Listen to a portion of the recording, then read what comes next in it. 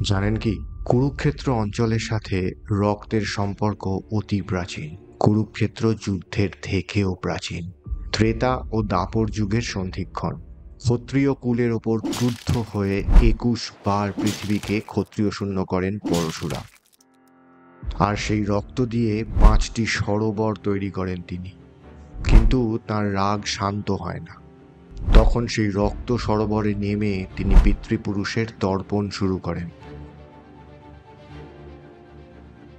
অবশেষে পরশুরামের পিতামহ ঋচিক এবং অন্যান্য পিতৃপুরুষেরা আবির্ভূত হন এবং তাকে শান্ত হতে বলেন। যেই দিন থেকে এই ৫টি সরোবর এবং তার সংলগ্ন অঞ্চল পবিত্র বলে গণ্য হয় এবং তার নাম হয় সামন্ত পঞ্চক। এর বহু দিন পরে দাপর ও কলিযুগের সন্ধিক্ষণে এই অঞ্চলে সম্মুখীন হয় কুরু এবং পাণ্ডবেরা আরও একটি রক্তক্ষয়ী যুদ্ধের জন্য, এবং অদৃষ্টের বিচারে আরও একবার নির্মূল হয় সেই ক্ষত্রিয় কুলই।